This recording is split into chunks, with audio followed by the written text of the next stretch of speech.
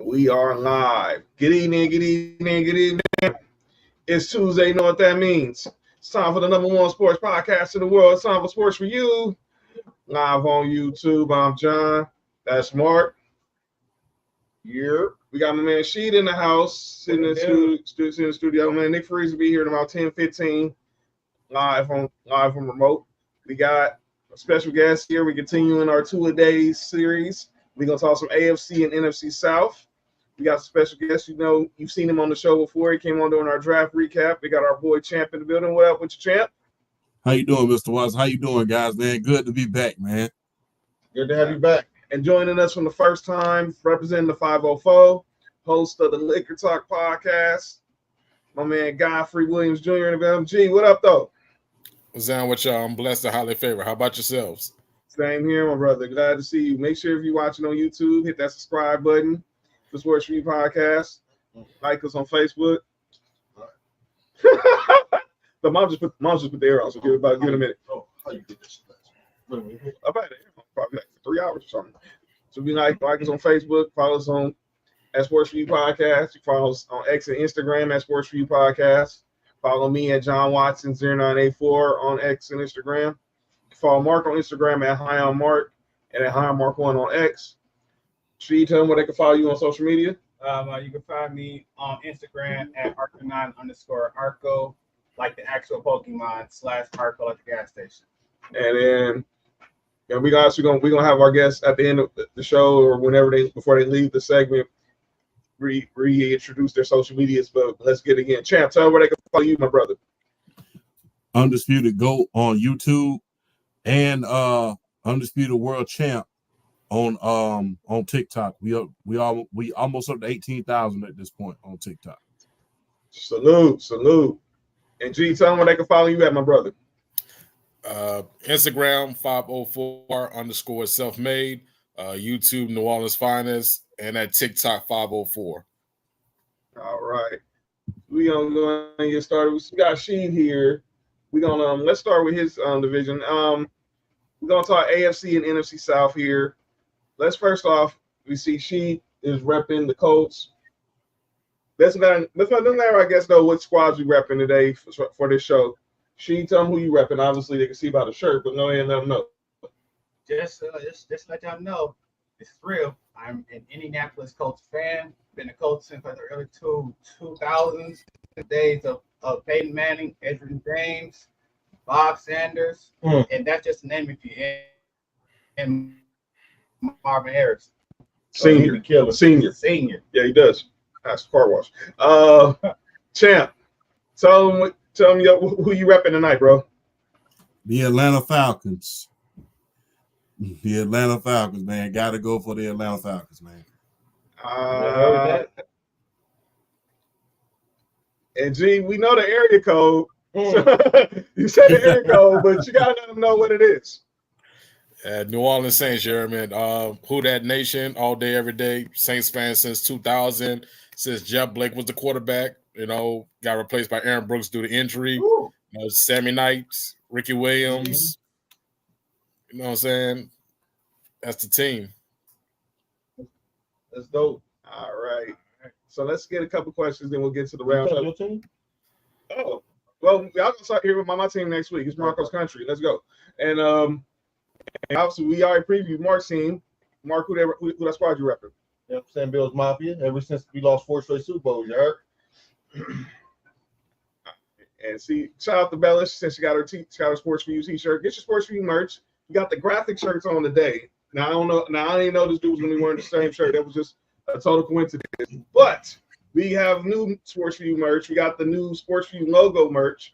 We got the hoodies right here. We got the t-shirts. You can DM us at Sports4U podcast on X and on Instagram and let you know what's available as far as colors, sizes, pricing, and shipping.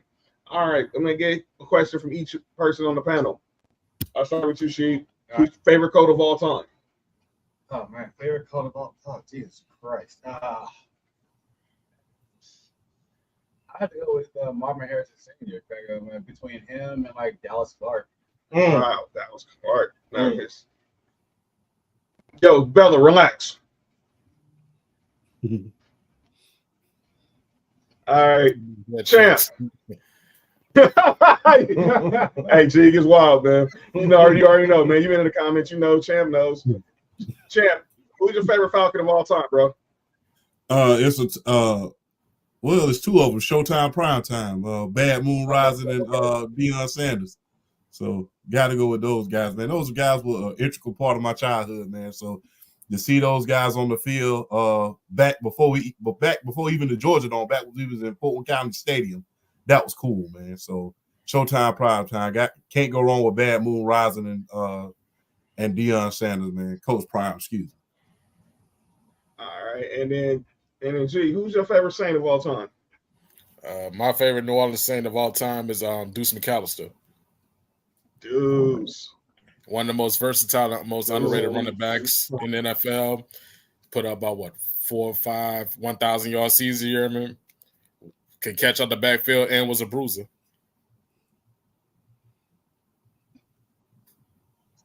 Yeah, he was. Deuce was really underrated, man. I'm glad he's showing him some love, man. He was nice. All right, now we got another person joining the show. Nick, what is wrong with this dude? So joining us via remote today. I don't know what's this dude's screen name is, but the trinity of Sports4U is completed, because back in the building is the one and only Nick Freeze. Nick, what it do, y'all? What's that with you? Not that name. What's up with you, dog?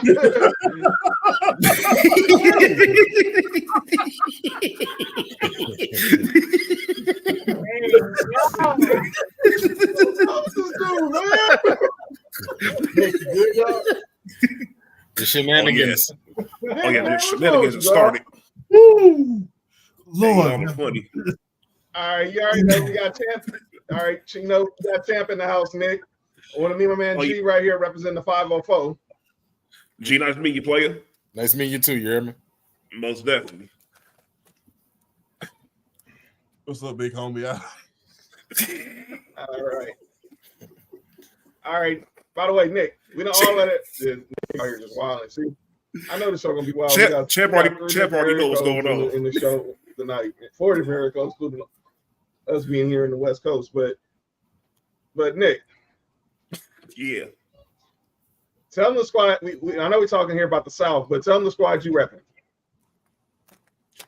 Oh, I rep the Las Vegas Raiders. We already know that. Nick, Jeremy. Yeah, can you hear me? My condolences again. But yeah, you good. Yeah, you good. That's 8.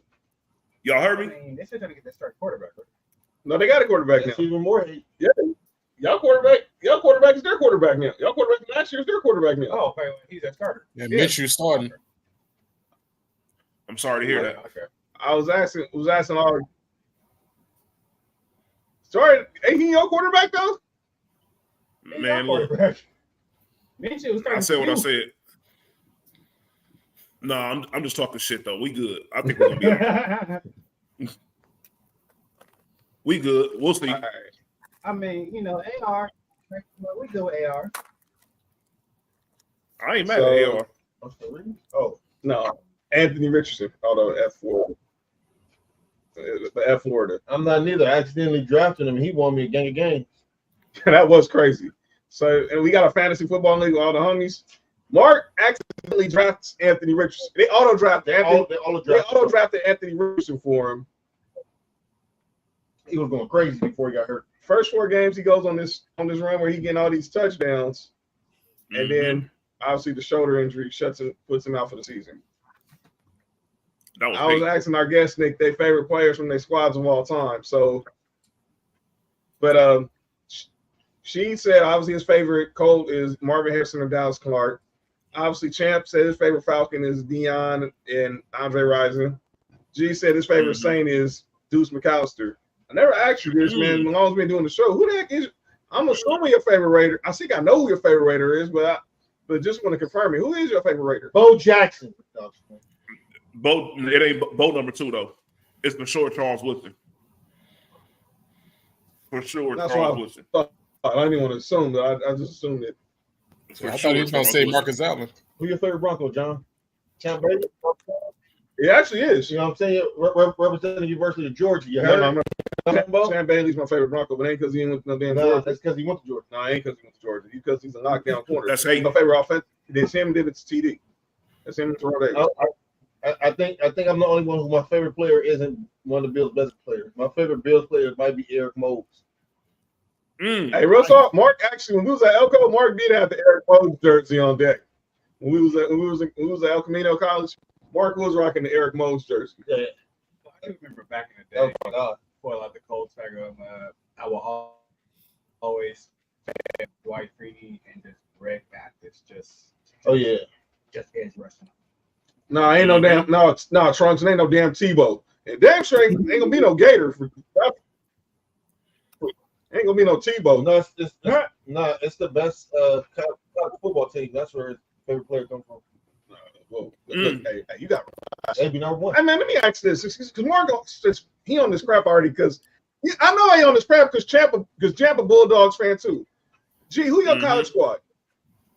For LSU? me, we talking college. It's That's true. LSU and Texas.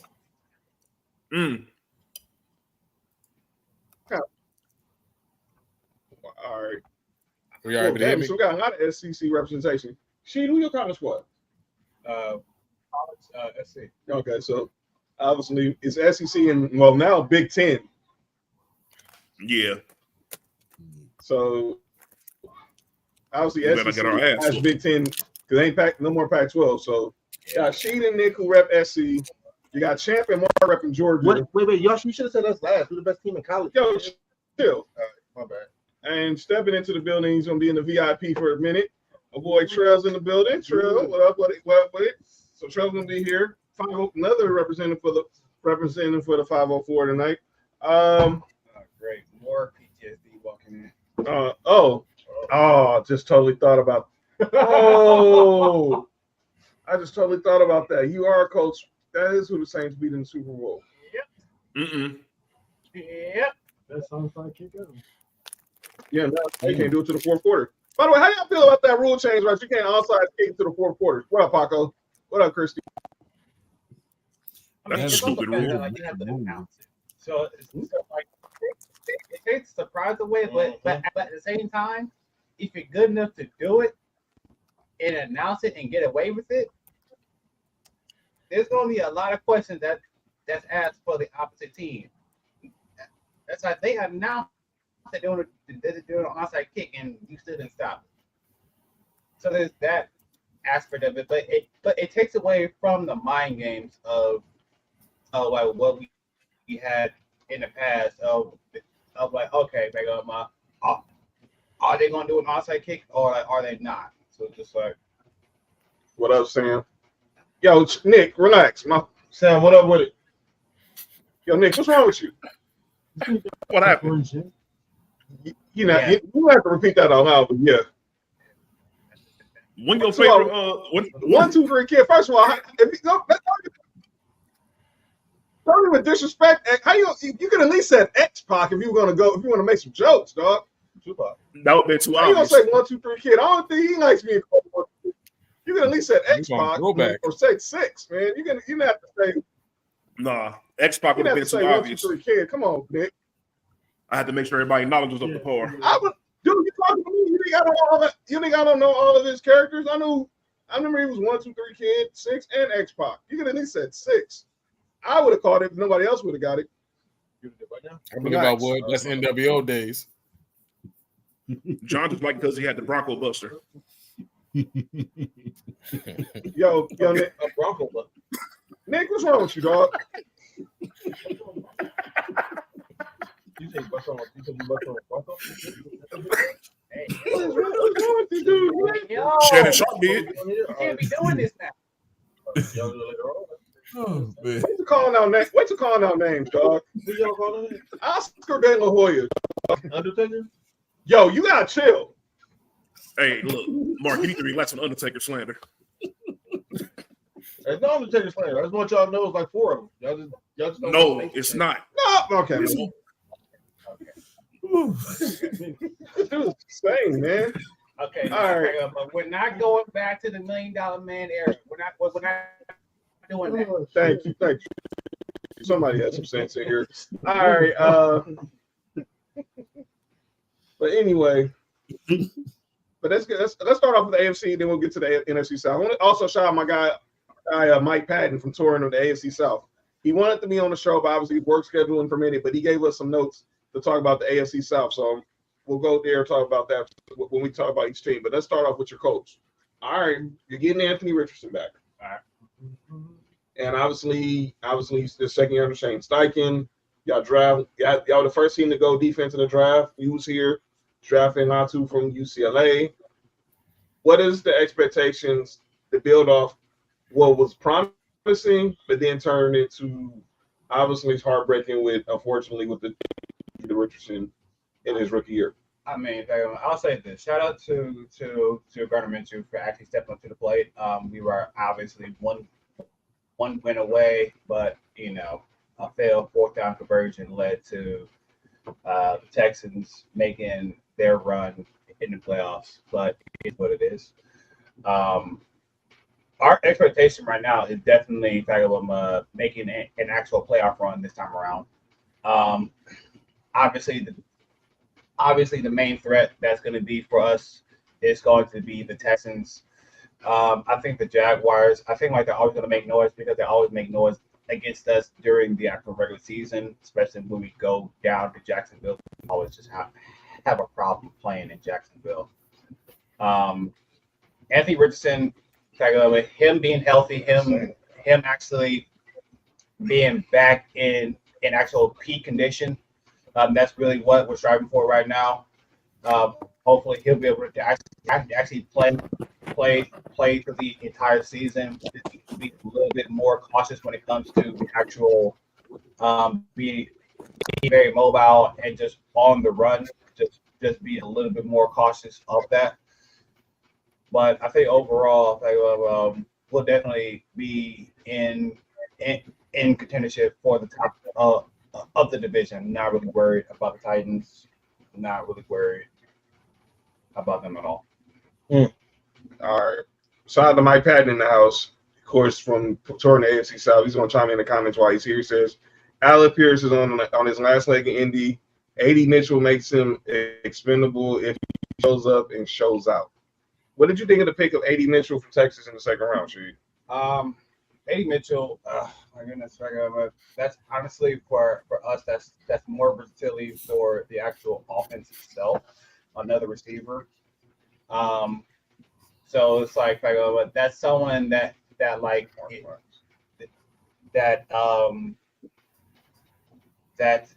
if AR actually connects with him well, I'll have to see him play in the upcoming preseason game against the Bengals to actually see if there's a little bit more of a connection there. But they obviously first wide receiver will always be Michael Pittman. So it's just going to be how do they connect, especially now that Downs is actually injured right now. I don't think he'll be available for the first week. I think he should be maybe available maybe the second or third week of Downs. So it's just going to be it's going to be interesting how they build their teamwork going throughout the season. All right, so Mike said this. The Colts really didn't do much in free agency but sign defensive lineman Raekwon Davis, and that's not one of the moves that moves the needle a ton. But they do love their pieces that they had currently, and they tend not to jump out there and add pieces through free agency that are highly valued. They did, like I said, they bring in A.D. Mitchell as another wide receiver to help the growth of Anthony Richardson, who is returning from a season-ending shoulder injury. The offense has pieces, but they go as far as the run game goes. As far as Richardson develops this year, the tight end position needs more this year too. Defensively, the Colts are solid. They need one defensive end to step up and be the man and not a group of like them like last year. Latu has the ability and will be thrust into the key role to potentially be that guy. Zaire Franklin is the best linebacker in the division and a playmaker that covers mistakes. And we can't forget, obviously, DeForest Buckner. He was a force in the trenches, but the issue is is going to be the secondary. Juju Brents, when healthy, is would help be a Richard Sherman clone in terms of size. If he can play like him in Gus Bradley's system, then that gives them one good outside corner. Also, Kenny Moore the second is one of the best, if not the best slot corner in the NFL. Shout out to Terry Johnson. I didn't say that. Tell that to Mike. The other corner spot is huge question mark at a safety. Julian Blackman is solid, but Nick Cross has to be better. And overall, they will be competitive, but that secondary is shaky, especially a corner. Colts will compete in the division, and he has y'all going 9-8. Okay, I mean, like that's honestly fair because literally our schedule, because like if you look at just our first 5 games, like just our first 5 games are just trial and literal error because we got the Texans first game, then we go to Greek, then we got the Packers, then we go, then we got to have Chicago and Pittsburgh come to our home. And then we're back on the road against Jacksonville and then Tennessee. So literally just the first 5 games. They're definitely winnable games, but they'll definitely be tests, especially against the Texans, especially against Green Bay, and damn sure against Chicago. Because this will honestly be a test on both ways because we'll definitely be able to see where Caleb Williams is with the Bears, and then we'll see how much our defense and offense has developed from the first 2 weeks. All right. So let me get y'all thoughts in, then we're gonna get Trell in here to move on to the South. Sean, what you think? Y'all niggas is wild. What? Townhouse media.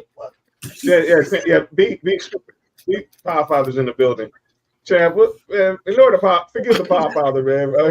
Hey, yo, wait a minute. I just know the name change. Yeah. Greg Garbino. Nick Wild, man. Nick Wild dude, man. Chad, man, what you think about the Colts this season, man?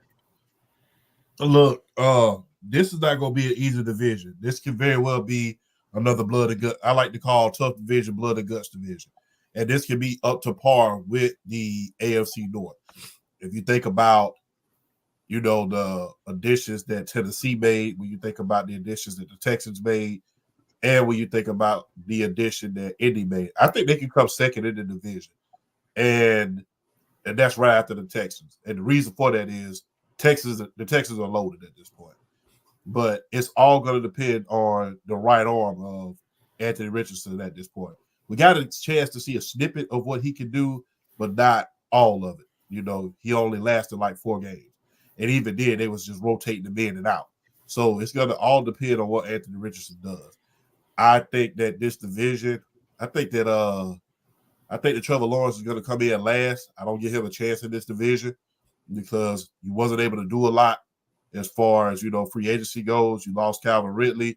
You lost integral pieces on that defensive side of the ball. And, I think they're going to come in last. Like I said, and you've heard me say this before, I think people fall in love with what Trevor Lawrence looked like rather than what he is. So I think the Colts come in second in this division, and the Texans come in first, and Titans come in third.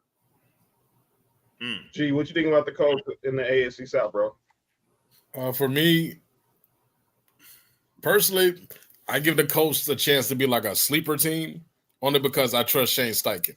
I think to me, he's one of the most brilliant offensive minds in football because if that was any other head coach, that coach team would have probably been like 5-12, 6-11. But Shane Steichen is a brilliant offensive mind. Like you saw the difference between when he was in Philly to when he was in Indianapolis and what he's trying to do with Anthony Richardson. I could see them being a sleeper team. I could see like 8-9, 9-8. And then you got to remember, Indianapolis has an underrated offensive line. Now, I'm not sure, do the Colts still have Quinn Nelson? Yes. Yes, they do. Yes, sir. That's all I need to know. Then they got that Jonathan Taylor. Yes. You got Jonathan Taylor. If I'm not mistaken, didn't y'all have Moss as the backup running back? Yep. They got Braden Smith, too. Braden Smith. So now you got running backs by committee. Now you got a quarterback in Anthony Richardson who's coming back in his second year fully healthy. Now you got an extra piece on top of like Michael Pittman. Now you got Aiden Mitchell. He probably gonna be in the slot. They're probably gonna throw him in the second wide receiver position, or probably gonna have Allen Pierce to kind of be like that possession receiver. Defensively, that secondary, if I'm not mistaken, didn't they still have Malik Hooker? Yep. No, Yes. he's still there. Yeah, he's still there. Okay. So you got Malik Hooker. I'm still shocked that the coach let go of Darius Leonard. I thought he went to the Cowboys. Yeah, I think we had some Philly fans. We had some Philly fans on the show. They thinking I people think that he might be his best days might be behind him now. I think the injuries have caught up with him. To my Hooker. You right, John. Yeah. We don't have a. Yeah, I thought so. I thought so. So Mike said, don't forget about Ryan Kelly at center. Don't forget they have the best running back in the division and one of the best in the NFL. Yeah, said Mike confirmed. Yeah, Okay, he is. Malik Hooker plays for the Cowboys. Yeah, Appreciate the Cowboys. the clarification. My I fault. am shocked. I am shocked that they let go. The coach let go of Darius Leonard because he was a stud. I was still shocked by that to this day. Philly out here. Oh yeah. Yeah, I was shocked too, but it was just more of just literally him having just back-to-back injuries. Like, just it was just at bad times, and it's just like, we need to free up. So for me, I said the All Colts. right. So what we're gonna do now? What you think? What you think about the Colts, Nick? I think the Colts can be second in the division. Go ahead, G. Oh, I was gonna say the Colts gonna probably be. I can see 8 or 9, 9 and 8. I say And, the Texans will probably Go ahead, win. G. You good? Texas be number 1. I think Jacksonville will be 3rd seed. Mm-hmm. Yeah, I have no faith in Titans. No.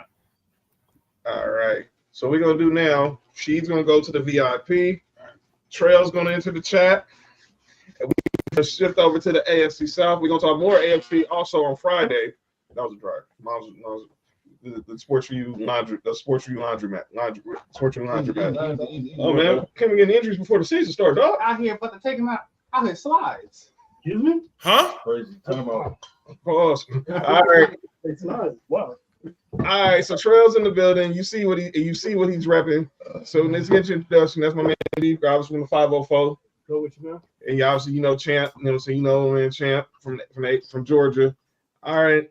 So let's just get the relevant teams out the way. No, so the Panthers. For the Broncos.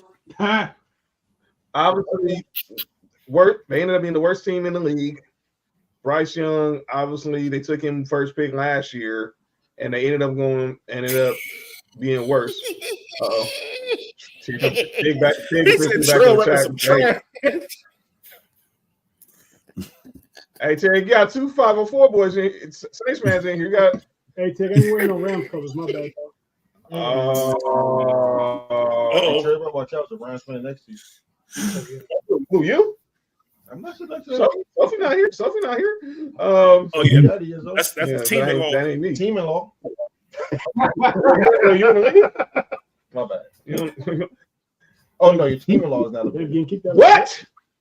What's wrong with you? Damn. Dudes just be out here saying. Trying to pick out My bad. My bad. All right, but let's talk about these Panthers. Obviously, they fired Frank Reich middle of the season. Now they bring in Dave Canales from Tampa Bay, and obviously they had the worst record of the year. And obviously the Bears pretty much fleeced them for draft picks. So I'll start with you, Trell, and that's an ugly logo, Nick, and that name is wild too. What the This is what happens. This is what I hate when Nick's big game. yo call him big. No, you say big. No. It's a parody of James Kirby. Nah, You have to say big game before that. That Hey, was Nick, wild. what's up? What's wrong? Crazy. all right, I'll start with Trell, man. What do you making the Panthers, dog? Before Nick just get us canceled, man. Oh yeah, big, yeah, okay. Okay, so I don't see. I see Bryce Young probably getting improving, but not enough to get third place or second place for sure. What you think, Shake? So wait, so let me get this straight. So they pick up Deontay Johnson from the Steelers. Yes. Who's they? I mean, Nick. They get Andy Dalton. Andy Dalton's in Carolina now? Yeah, Yeah. Andy Dalton is in Yeah. Carolina. Doing what? He's the backup. Assistant coaching? Yeah, Good boy. he'll be the backup QB to Bryce Young. Like their receiver core. Okay, so you got Jalen Coker, Terrence Marshall Jr. They got nobody. They really don't have They anybody got nobody. besides Adam Thielen. Like literally, Adam Thielen. He's your, So they truly don't have a They number. don't have no one. They're gonna be last again. They truly don't have a number one receiver. They don't have number one. They don't have a good tight end. Like they're just the same as they were last year. They didn't improve. All right. G, what you think of the Panthers? Personally, They don't. it's a dysfunctional organization. Personally, I feel for Bryce Young. He's the face of a dysfunctional franchise, and they're in a rebuilding mode. They don't know what they're doing. David Clowney got it. I know they got some good defensive players like Brian Burns, but He even in at New York. He got traded. He in New York. No. You didn't know Brian Burns gone. Remember, he got traded to the Yeah, he Giants. Yeah, because that's the Brendan Bean shit went after him. He got traded to the Giants because the Panthers didn't want to pay him. Stupid. Yeah, they got 3 and 14. Clowney. That's about it. It's a 3-team division now. 3 and 14. It's a 3-team division now. Wow. We're just gonna leave it at that 3 and 14. Against the SEC next year. The Giants gonna be right behind Might them as though. well. They still get beat by Champ, what you think about who? We're gonna be right behind them.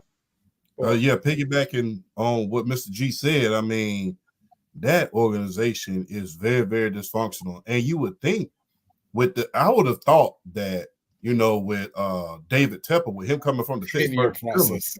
I thought 10-year that process. you would have thought that he would have learned something from the Roonies. I mean, he was a minority owner with the Pittsburgh Steelers. So I would have thought that he would have learned something about how to run an organization while he was with the Roonies for so many years. But for some reason, he didn't, because he's exact the opposite of what the Roonies are. He's a very, very loud and outspoken owner, and, always in the press and always somewhere. Call him NWA. He always into something. I don't know what's going on with that owner. So I'm going to just be real, real honest about it. I mean, I don't see them. They made some good draft pick. They went and got Xavier Leggett from the University of South Carolina. They went and got Deontay Jackson. They went and got offensive line help the best that they could. But I don't really see this team in this division doing much. I really don't. I mean, I really see, I really see New Orleans if Spencer Rattler winning more games than Carolina at this point in time, because I believe Spencer Rattler is going to be the star quarterback for the Saints. And bringing in our next guest, we got another 504 in the building. He's a co-host. Me and Trell did a WWE watch along with his brother about a month ago for SummerSlam. Trell's been on his podcast, the Best in the World Wrestling podcast, last week, and in his Saints podcast on Friday. He's repping with the Sports Talk with Friends group and BS and Beer Media, repping from the 504 via Arkansas. Our boy Dale is in the house. Dale, welcome to the show. Who that? Who that nation in Who the that, baby? building? What's up, y'all? Yo, what up with it? Yeah, man, I'm dealing with a little cold, so got a little stuff going on. So excuse my voice, but I'm here, bro. That's good, man. Appreciate you braving through the elements, man. Let's introduce you. Obviously, you got a fellow 504 right here with my man G, right here, and up here we got my man Champ here. You got him before I'm introduced. That's Mark. Obviously Nick's gonna be back in a second. He unlogged out for a quick minute. We got our guy Sheed here. He's repping the Colts, obviously from Accelerated Radio. And you already know who this guy is right here. My guy Trell. Yo. What's up? All right. So Dale, we were just talking about we're now moving into the NFC South portion of the show, and we're talking about the Panthers. Obviously, Right on time, then. All right. G, Champ, Sheed, Trell, they all gave their takes, and then we want to let the guests give their takes before we give ours. So give us your take on the Panthers going into the season? I mean, look, it's all going to be about getting Bryce Young right. And David Canales, he was brought in as that coach because he was supposed to be a quarterback whisperer, depending on me, just based on what he did with at his time at Tampa Bay, dealing with Baker Mayfield. So if he's indeed a quarterback whisperer and Bryce Young is the talent that they thought he was, he's gonna fix them. Now, I will say I do like their weapons more than they had last year with Deontay Johnson, Xavier Legette, Adam Thielen, Mingo, their second round pick from last year, and Terrence Marshall Jr. I think they got a lot more weapons to use. Their offense should be pretty good. I'm talking about the design of the offense, okay? The design of the offense should be good. Time out, Chad. I mean, time out, Bill. Time out, Bill. Time out, Bill. Okay. Time out, Bill. Nick, you good, dog? What the hell is wrong with you right now? Nick, you all right? Nick,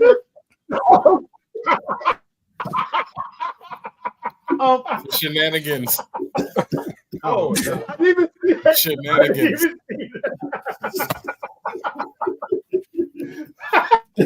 It's football season, baby. Let's go. Put him on timeout. Put him on timeout.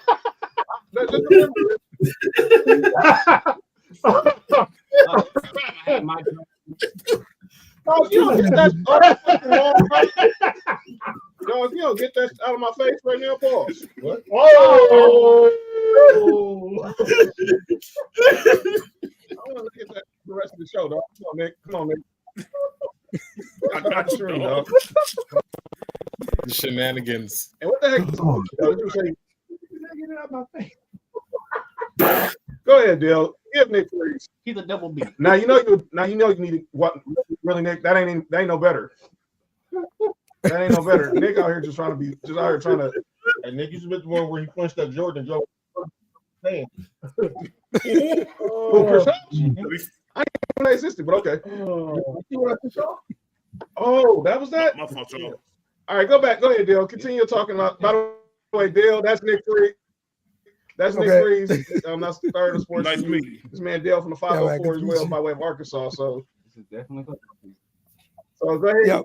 Continue your commentary about the Panthers, Dale. Nick and John been cool all So off season. with the defense, I guess that's going to remain to be seen. They got some pieces. That's Will. Maybe they can resurrect Clowney, and he's going to have a good year. Maybe. But I do like J.C. Horn out there in the secondary, and maybe Jordan Fuller can help solidify that back end at safety too.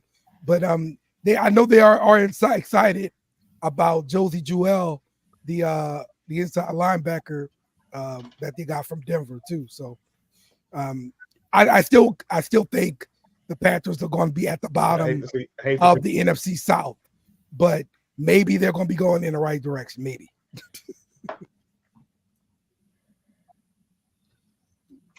Big ass maybe. All right. I mean, maybe they can win at least more than one game.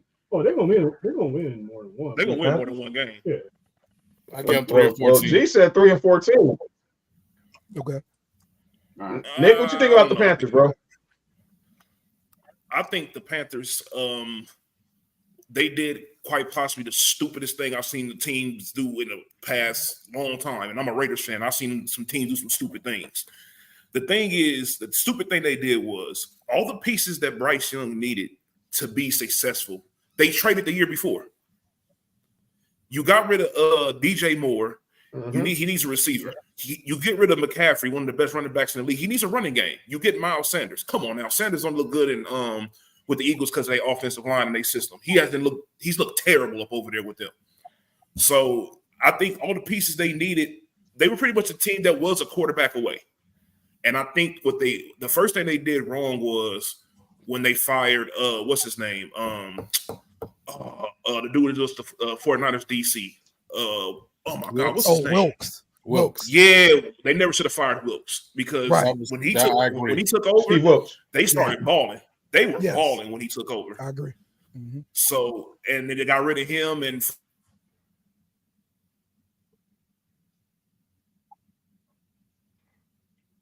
Did it freeze? Oh, I thought my stuff went crazy. Oh, that ain't my game. All right, go ahead, Mark. What you think about the Panthers? Well, Nick gets I don't. 2014, 17 games. 2015. They might even play 17 games as bad as they are. Okay. Mm-hmm. This is a real dysfunctional franchise. Y'all said it earlier. Obviously, firing Steve Wilkes and obviously all the picks they done basically gave the Bears. Now they're playing catch up, and they're gonna play catch up for a minute, and they're gonna be playing catch up for a cool minute. So hopefully, How many first round picks did they trade away? well, they traded away. I think they're done with first, but they gave away some seconds. You think about all the we talked about this the other day last week with the North when our boy Fat and our girl Christy was here. Yeah, that's funny. He said Nick Freeze with the freeze. But they pretty much got King's ransom now for what they got for that pick. Obviously now you got what they got with Caleb Williams and a Doomsday and everything else. PBG shout out them in the chat saying Bryce Young can't elevate talent. He has no deep ball. Defense has stopped that 5 to 15 yard throws he loves to do. All right, let's move on to oh boy. All right, now let's move on to so now we got to our guest squads, and I'm gonna start with Champ. All right, Champ, let's talk about your Falcons, bro. You came on our show for the recap the draft, and obviously everyone was still stunned over the pick of Michael Penix in the first round. I love it. Let the people hear from a real Falcons fan. What is your outlook for the season? But at first, again, what was your reaction to the Michael Penix pick? At first, I was kind of shocked. I wanted Dallas Turner from the University of Alabama. I thought we were in desperate need of a pass rusher at a certain point because, although that defense was pretty good up until the last week, but the last couple of weeks, then we needed a pass rusher. And we already knew Calais Campbell wasn't going to last forever. Grady Jarrett was already hurt, and we needed someone to go along with him. So at first, I was kind of shocked and kind of taken back by it. But now that everything is unfolded, I think that Terry Funk knew what he was doing, and he kind of knew, a lot of things that we didn't know. I mean, if you really look at it, Kirk Cousins, this is only a 2-year deal.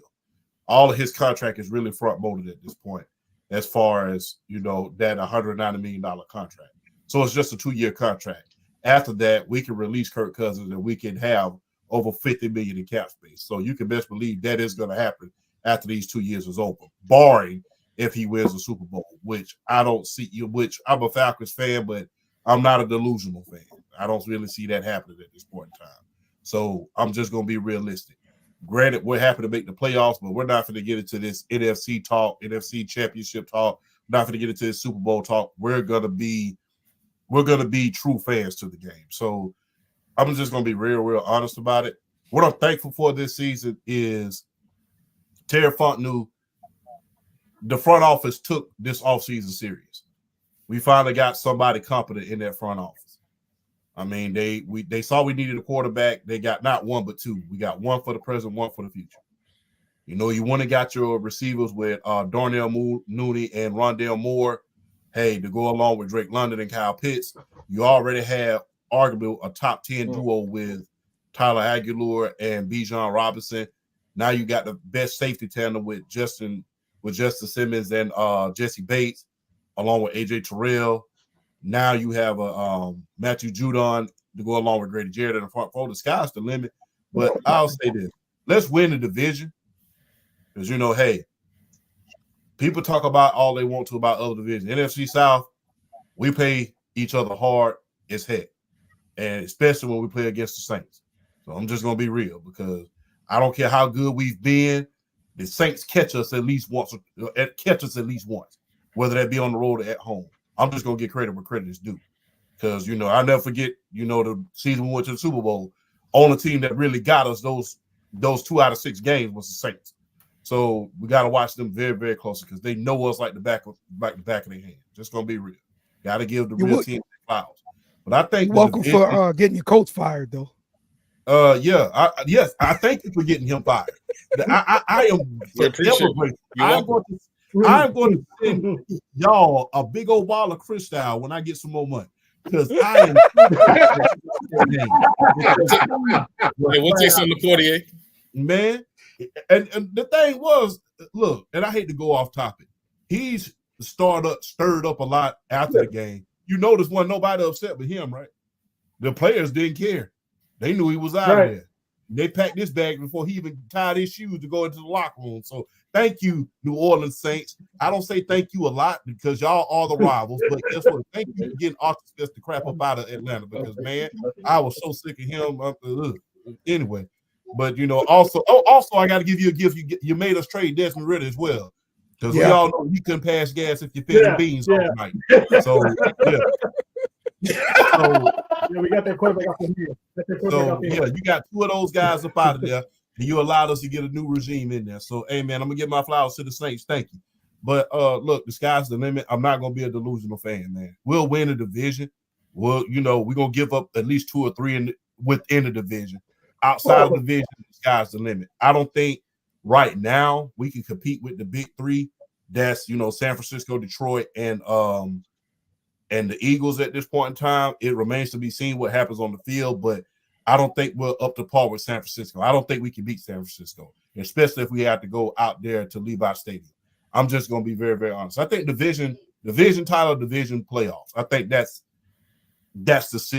the minimum and the ceiling. Now I will say I'm not going to start talking about NFC Championship appearance. You're going too far there. All right, amen to that. That was a good commentary. So, let me ask you this, champ, and then we'll bring it to the panel. Yo, Nick, what's wrong with you? That's straight crazy. Damn. Well, how do you feel about Raheem Morris as your new head coach? Well, if you really ask me, to be honest with you, I think he got a bad rap the first time around when he was in Atlanta because he was taking over from Dan Quinn. And if you are an Atlanta insider, there was a lot of rumors about him going to the clubs with the players. And as you guys already know, guys who is management and stuff like that, when you're a boss, you can't be hanging out with the workers. So that was why they was reluctant to hire him the first time around when he took over for Dan Quinn. I think he got a bad rap in Tampa Bay, to be honest with you, because he didn't have a quarterback. If you don't have a quarterback, you're 88 out the gate. So, I mean, I think he only got one chance. Yeah, he only got one chance. And you saw what he could do as a defensive coordinator out there in St. Louis. Showing my age, my bad. Out there in Los Angeles with the Rams. Mm-hmm. I think what he learned out there, he's going to be able to put Grady Jarrett in a lot of good positions to be Aaron Donald-esque. Now, I'm not saying he's going to be as good as Aaron Donald. I'm not that dumb, but he's going to put Grady Jarrett in a lot of more great positions on that defensive side of the ball. So guess what, man? Look, Atlanta winning a championship with Raheem Morris, that'll be great, not only for the team, but for the city of Atlanta. If you know what I'm talking about, you know what I'm talking about. So the thing is, look, I'm looking forward to this season, man. This is a season that I can honestly say the front office listened, the front office took notice, and Terry Fontenot and that front office did their job. Now it's up to the players at this point, man. Division title or bust at this point. All right. So what's the over? How many games do you think we see Michael Penix this year? Yay or nay? Depending on if Kirk Cousins gets hurt. And even if he does get hurt, I'll say mid-season, I still think Michael Penix can go through and win us a few games. I think we'll at least see him 1 or 2 games, especially if we have the title clutch down the stretch. We'll see him a few games. So And we saw him in the preseason. He looked pretty good, was able to get the ball to Kyle Pitts. He was throwing darts. I think his ceiling is Warren Moon-esque. But, yeah, I think he's doing pretty good, man. And ironically, they both came from Washington. So, I think they're looking good, man. They're looking good. Shout out to my guy Bobby, man. Bobby Atkins said, Atlanta, just worry about being better than Carolina. That's cold. That's cold. Georgia won't be a problem. That won't be a problem. Yeah, that's cold right there. But Atlanta, they honestly have a higher ceiling because like they have a lot more to prove, but also very much more to gain when it comes to you have a competent quarterback that can actually throw the ball to Kyle Pitts. Kyle Pitts is literally your best tight end. But they also got Drake London too. Drake London's nice. Right. Drake London, he's your best wide receiver. And you have a quarterback that likes to throw to the tight end position, Kirk Cousins. Because like literally he threw a lot to T.J. Hockenson just the year prior before he got hurt. So like if history repeats itself, we might see Kyle Pitts actually have an actual breakout year. Well, I mean, it can't be any worse than Arthur Smith. Everyone's saying Arthur Smith gonna turn Justin Fields into Ryan Tannehill. I didn't know that was a ringing endorsement for anything. But Ryan Tannehill is still without a team. Well, exactly. But let's go over to we got three. We're gonna get to the Saints next. But Nick, what's your thoughts on the Falcons? Shit, the Falcons are a hell of a damn team. I'm gonna be honest with you. The way they're set up, I said it last year. When they drafted Bijan Robinson, I said they have everything over there except a quarterback for offense. You got the tight end, you got the receiver, now you got the running back. All you need is a competent quarterback. And for some apparent reason, people forget that Kyle Pitts is a top 5 tight end in the league, but the numbers don't show that. But if you watch him play, you know that he is. But the numbers don't show it at all. That's definitely going to change this year. And I hope it changes because I'm going to draft him in our fantasy football league. Spoiler alert. But I honestly think that the defense is going to be very good. I think they were already the best defense in the division, maybe between them and the Saints already. New coordinator. And I think that's cool. They'll be all right. They'll be all right. They got no talent up over there. They'll be cool. Their defense is going to be nice. Who coordinated in addition to, What? Mark, stupid, man. Keep going, Nick. Hey, man, what y'all got in them cups, man? Y'all all right? I'm good, man. Mark over here wilding, man. But nah, I think that they should, honestly, in my opinion, I think they should win a division. I think they have enough talent to win the division. And to be honest with you, I don't even, in all honesty, it shouldn't even be close. The closest thing I can think to them is the Saints, for sure. But I think that what makes the difference, and the thing is, we're saying all this, and I understand the Bucs won last year and all that. I don't think that's gonna happen again. Everybody's gotten better, in my opinion, except for them in certain areas. I think the Bucs have honestly gotten worse. So I think the Bucs gonna be number 3. I got Atlanta number 1 and the Saints number 2, unless the Bucs end up playing very, very well, which is very possible. And they get a Baker that looks like the number 1 overall pick he's supposed to be instead of being, Baker Mayfield. Who? The sober, Who? the sober, my bad, the sober Johnny Manziel. Yeah, the sober Johnny Manziel. Yeah, where Johnny? He won sorry against the Raiders. Sober Johnny Manziel. Johnny Manziel, wasn't he playing in the Canadian Football League? He was some indoor football league. Yeah, he was in Dame Dash Football League. No, that's Dame Dash had a football league? He was in Dame Dash Football League. Dame Dash got a football league? Yeah, some called Fan Control You're Football. You trying to get those rockets? Oh, yeah. Oh, that's right. That's right. I remember that. Wow. The FCF. I remember that. Yeah. This Dude nigga, was, this nigga went from dude was lighting up blunt as he scored a touchdown. dog. I remember that he was playing. I think T.O. has some ownership in that league too, right? Dog, this nigga went from winning a Heisman to playing in a NFL Big Three. You're wrong for that. Yo, that's just on the NFL Big Three. Crazy. By the way, we gotta make an old boy from flag football league saying that he's basically calling out saying that the NFL players aren't just going to take their spots. You know, I'm paraphrasing. Ain't no way in fuck you're about to start over Patrick Mahomes.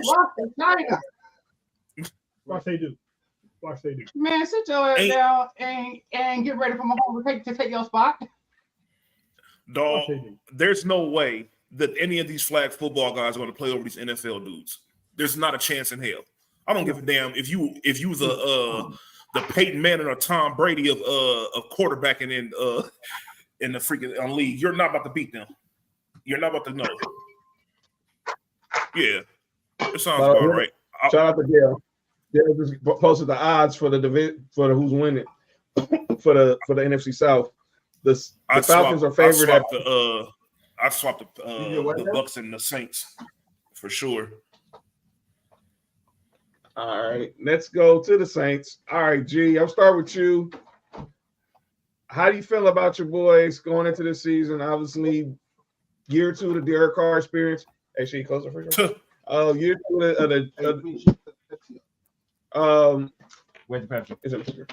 year 2 of the Derek Carr experience, and then obviously we don't know what's going on. We don't know what's going on. I mean, everyone says Michael Thomas is gone, but we haven't got an official word on anything. Oh, he been gone. Yeah. He been gone. He been gone. I mean, you would know. No, he's really not signed. No, he's really not signed nowhere. He's not signed nobody. Right. You just been shooting story too. Man, Yeah, taking them Jesus. two routes and staying in New Orleans. So I'll start with you. So Gene, I'm starting with you. What is your expectations for the Saints? And then we'll go to Dale, and then we'll go to Trell after that. Hey, what's up, Gorilla? What's going on? Not Gorilla. Where the Gorillas at? Gorillas. Well, what happened? Wilding in there. That's Nick. That's Nick. Oh, That's Nick. That's me. Nick. That is That's me crazy. saying that. Oh, 99 Gorilla is Nick.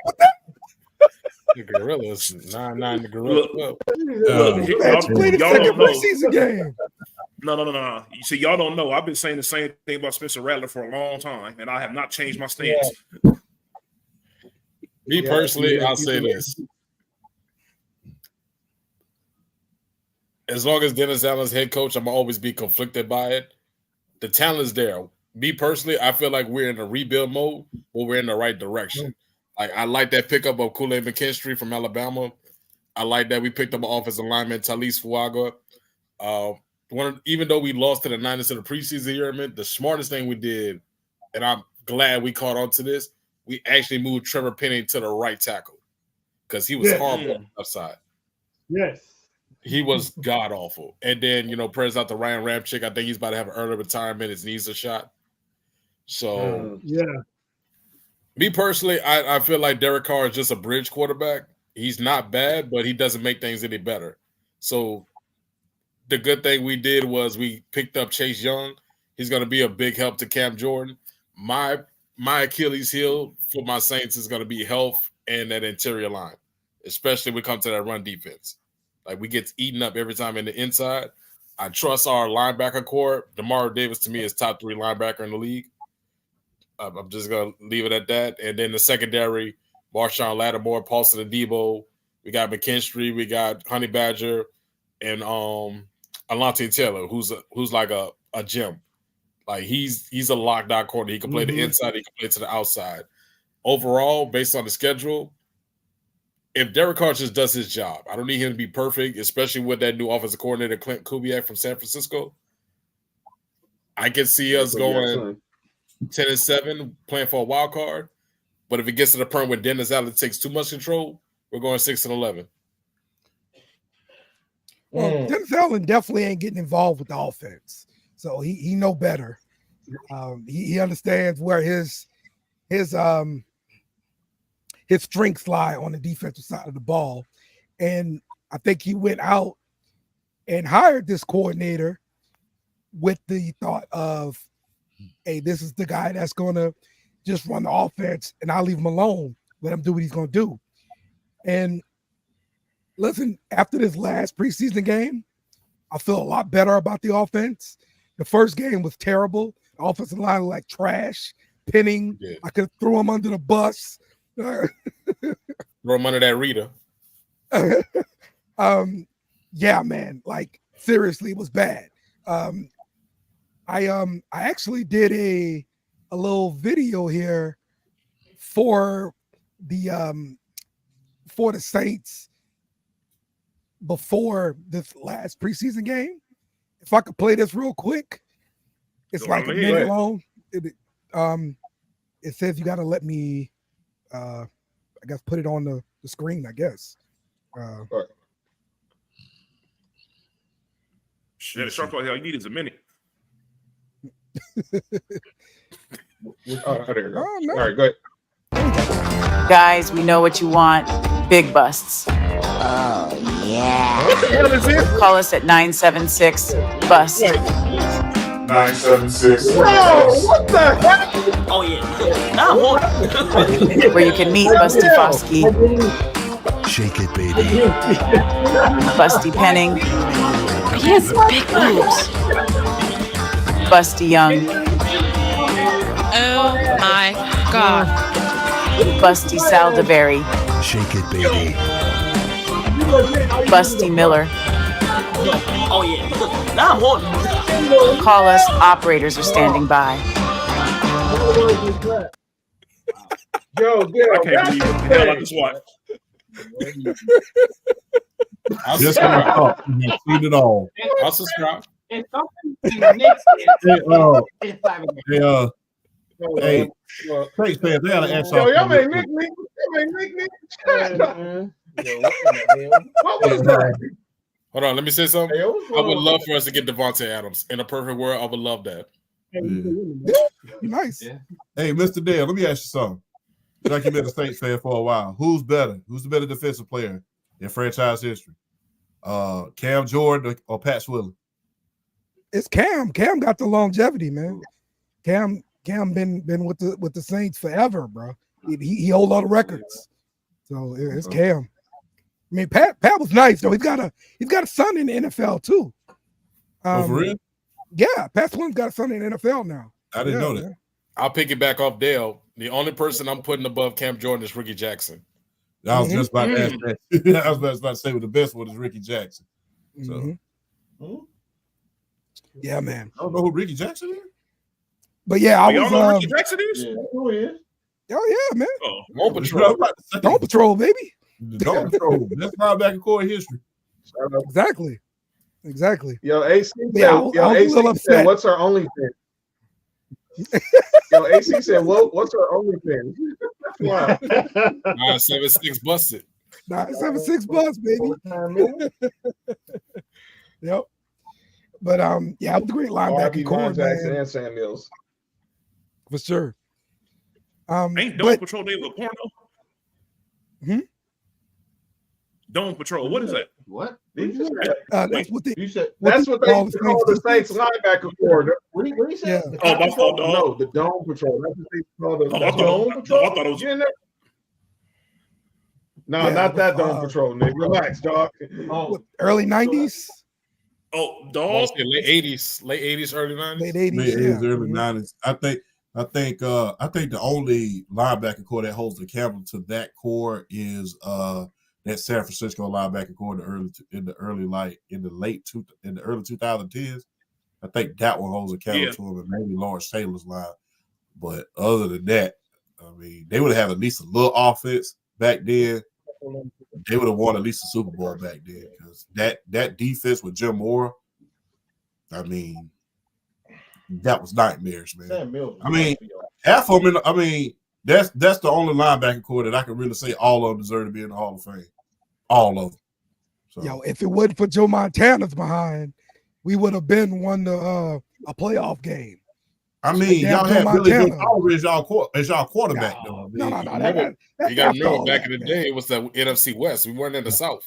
Right. You know? Bobby Abel was the quarterback of Oh, Donald Trump. Bobby Abel. That was no Yeah. better. Hey, he was the middle role quarterback. He had a good defense. He just couldn't get past Joe Montana. That's what it came down to. Joe Montana come down in the fourth quarter and we're far behind every year. Heath Schuler. Oh, don't bring up Heath Schuler. Don't bring up Heath Schuler. Yeah, that's bad. That's nasty. Tennessee I'm right there. surprised nobody brought up Jim Everett. Oh, you mean the man that beat up Jim Rome? Yeah. Oh, hell. Wait, let's not do that. Leave Jim Rome out of Y'all this. never I told you guys, you never did play for still after the end of his career. Yep. Jim Everett. Boy, y'all. So, all right, Trell. What you hear what your Saints bros are saying? What you got to add to that? Actually, I do have high expectations for us. I did like what I saw in the preseason game, especially that our starting offense. They did a good job on pretty much almost the whole field. I like how Derek Carr's mindset was he wasn't leaving that field until they get a touchdown score. So they went for it twice on fourth down. What Dennis Allen needs to get better at is finding out how to stop find out how to stop these mobile quarterbacks. Because every year when we play a team, even if they sorry, when we get those mobile quarterbacks, not stop them. Dobbs gave us fits. Desmond Ritter gave us fits. So we need to worry about getting that under control. And Kirk Cousins, it's Kirk Cousins, so he's good, but I think our corners can take care of that. That's wrong. Huh? I'm gonna add on to his part. I want to piggyback on what he said. I think the problem what I've noticed with Dennis Allen under 2 years is that he plays too safe in the first half, but makes adjustments in the second half. By the time his adjustments comes in, it's too late. I would say that happens during the season too. In the beginning of the season, we suck. Later in the season, we get so much better. So, yeah. Yep. Because there should have been no way we had Josh Dobbs looking like Donovan McNabb. Yeah.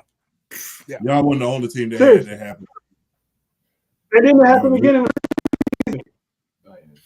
Well, all right. So, what? Explain to this because obviously we heard what Nick's thoughts of it. Y'all take Radner in the 5th round. Realistically, what are y'all expectations for him long term? I'm assuming he's there. If he's not a face of a franchise, you can at least got yourself a somewhat serviceable backup quarterback. What do y'all really feel about Spencer Rattler? I'm gonna start with G because I already know how I've talked to Trell about it many times. Me personally, if you're from New Orleans, you understand what I'm about to say. The fact that we got Spencer Rattler, we got Rashid Shaheed, who to me is like the second fastest player next to Tyreek Hill, and then you got the other guy we picked up undrafted. It was a tight end. I forgot his name, but he's gonna be like they're gonna try to set him up like Travis Kelce. So it's gonna be like the Swagman version of the New Orleans of the Kansas City Chiefs down the road. Okay. So how do you feel about Spencer Rattler? Spencer, I feel like they're gonna try to hype him up like he's Mahomes, but I feel like it's either gonna be him or Hader that's gonna be the star quarterback down the road. Listen, I don't know if the kid's gonna end up being a starter for the Saints eventually down the road. All the fans who are saying we should bench Derek Carr for him, like, come on, y'all, let's be real now. The kid's not ready yet. And listen, as much as Saints fans may complain about Derek Carr, he's a middle-of-the-road quarterback. He's getting paid middle-of-the-road money. He's producing middle-of-the-road stats for you. Like, you're getting what you paid for. If you like it or not, you're getting what you paid for, right? So maybe next year he could take a step and become the backup quarterback.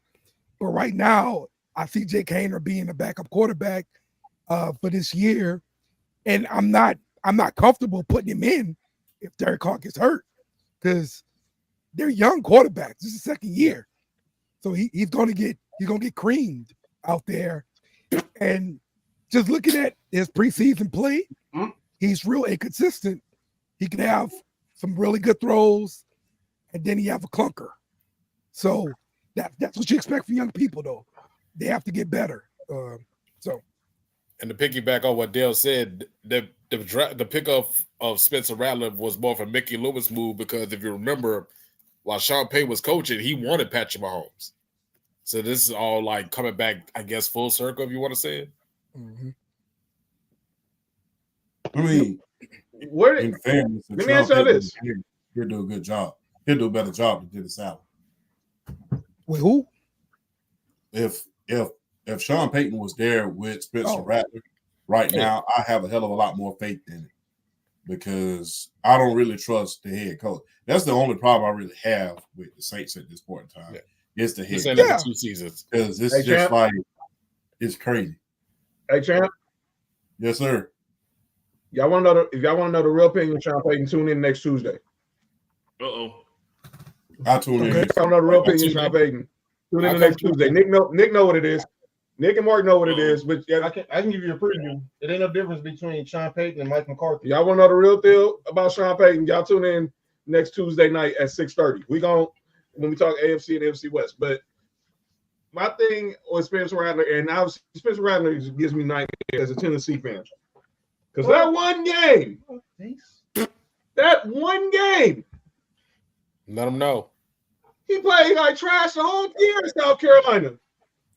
He turns into albino Mahomes one game. Wait, Albino Mahomes. I like that. No, because he's albino. He technically is. And he basically costs us our spot in the basically puts up a 60 piece on us, and we get bumped out of the playoffs. That's what the game was. That's when the hooker got voluntarily dogged out by the cops. Yes. Well, that's what you call. I said this on my on TikTok during that game. There is a such thing as playing lights out and playing for a contract, and I believe that was him playing for a contract at that point. That's just my humble opinion. That was just him playing. He got Tennessee should have gave him one way cost him a spot in the playoff. John. But the thing is, if you look at what he did at home, he was a gunslinger, and he was just so erratic that Lincoln Riley had no choice but to bench him. And if you look at him during his years at South Carolina, he really wasn't that good. He really wasn't that great. He was gunslinging the entire season. Now, granted, he didn't have no offensive line help, but all of his mechanics were off. He really wasn't an accurate quarterback. But for some reason, when that Tennessee game, when he lit them up like a Christmas tree in December, that made people pay attention and say, hey, he might have something. But like I said, it's kind of like quarterbacks. It's kind of like players with their contract years. There's a such thing as playing lights out and playing for a contract. I believe he was playing for an NFL contract that day. Definitely. John. Brother John. Yo. I feel so bad for you, yes, sir. Because Tennessee had so much going that year. And then there was a chance to go to the champ. Look, they had their chance. Look, they had their chance to go to the playoffs, and they just couldn't handle the Cox. Wow. Hey, Nick. Yo. Hey, Nick. Hey, Spencer Rattler had some of that Michael Jordan orange juice before that game. Oh, okay. Oh, yeah, the orange juice. Yeah, okay. Was it Tropicana or Sunny D? No, it was cocaine. I know what's it. Yeah, you know I'm gonna have orange juice. All right, but let's start with G. Where do you see y'all finishing in the NFC South? Well, let me say this off the bat. I believe the NFC South, is Atlanta's to lose. So I just want us to fight for a wild card. So I think Atlanta gonna take the South, and we could go for at least 6 or 7. So I'm gonna say and it's just kind of wishful thinking, I'm gonna say 10-7 with the wild I can card. see that. Yeah. I like that. Dale. I'm going 9 wins, but I believe 9 wins can still win the NFC South. It'll be a battle. It'll be like tiebreakers, all that kind of crap. So I'm still picking the Saints to win the NFC South at 9 games. In spite of Dennis Allen. Yes, everything that we do and all hope that we have in New Orleans is in spite of Dennis Allen. I want to be clear. You poll 100 Saints fans will not believe in Dennis Allen, but we will believe that we're going to wear despite Dennis Allen. And I want to add something with Dale. Do you notice that Dennis Allen is still using Sean Payton's roster? Yeah. Trying to win with Sean Payton's roster. Mm-hmm. He got rid of Sean Payton offense. So he did do that.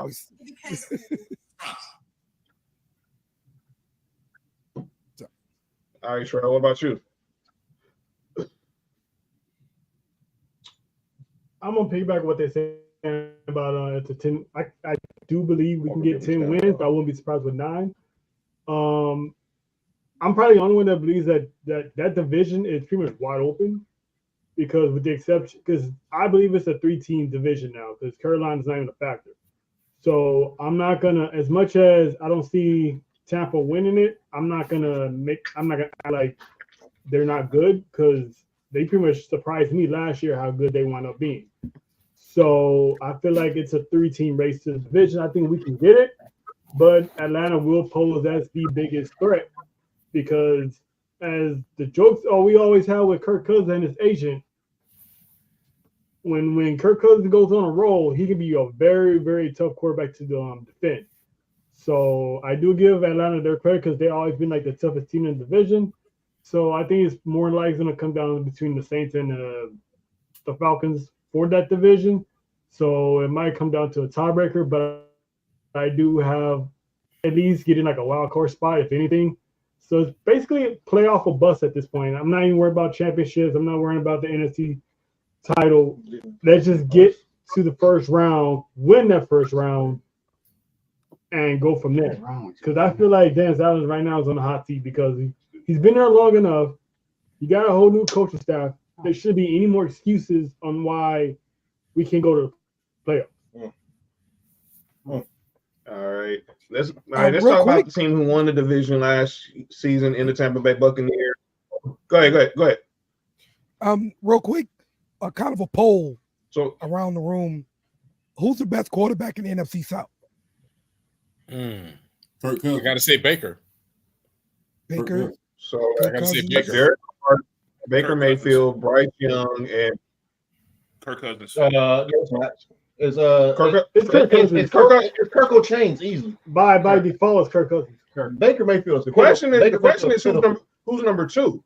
Is Bryce Young. Bryce Young. Bryce Young too. Oh no, Carr. Kirk being Baker. I'm gonna say, for me, I'm gonna say Baker for now, and I'm gonna say Kirk Cousins. Okay. I got Kirk. Derek Carr was not awful. I got Kirk, Bryce Young, Michael Penix, and then Carr. I respect it. Wowing. Wowing. I got Baker Mayfield. I got forgot about my bad. You know what I'm saying? Baker then Carr. I got Kirk. I got Kirk Cousins. I got Carr. I got Michael Penix. I got who's the Saints backup? Penix before Baker. I got Spencer Rattler. Baker Mayfield is sorry. He's not finna get. I've always said Baker Mayfield is sorry. He's pitiful. Come on, Steadies, right? What you say? You want to come on the titties? It is Tuesday. Wait, what you say? Wait. My bad, Wait. My bad. Wait. That's for everybody. Y'all are wild. Mark got hurt wilding. Hey Nick, you already know what I was listening to on the way to the show, dog. Stanley's who listening. Oh yeah. I got Cousins, Carr, Baker. Huh? I've never liked Baker. Yo, Lay, that's a wild comment. And he had a good year last year. I give him his props, but I just don't. You just telling Nick to move his head? That's Lay telling Nick to move your head. Car's last. Car's not last. I understand where Nick comes from with this car. No, but Carr was not awful last year. Lay said Carr is last. Lay's opinion is right now null and void after what she said about that one opinion she had about a certain person. Y'all gonna learn to listen to her. Anyway, there's some hate. No. Yeah, her. In a few years, y'all gonna understand. But anyway, in a few years, y'all go understand. Oh, what up, Sonny? Sonny, got your shirt here at the got your crib. shirt, Sonny. Man, Nick just leave. Wow, why Sonny pulls up? Nick leaves the crib. Hey, mind your business, dog. Even Nick knows. Nah, Nick just saw Sonny, so he had to go check on Nico or something. And like I was saying, Carr wasn't awful last year. He wasn't. He really wasn't, despite what Nick or anyone else says. Dude was not awful.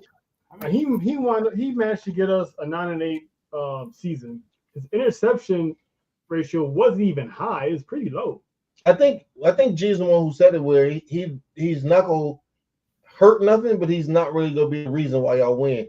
And that's what I'm saying. Good role quarterback. Like to me personally, like Derek Carr is not that bad, but he makes things no better when he gets into like some of the situations. Then you got to take into account our offensive coordinator was Pete Carmichael. Yeah, he's just. That's all been. And you can ask these guys. I've been saying it all last season. It's not Carr. It's the play calling. He's been I've wanting been saying it Pete for 2 Carmichael years. on Pete for- Carmichael's. That's how I knew Pete Carmichael was. My bad. Yeah. Go ahead. You good? No, I was gonna add on to your point and say this is how you knew Pete Carmichael was a trash head coach when Dennis Allen got the job before him, and Pete Carmichael got there longer. Pete Carmichael didn't want it. He didn't want the job.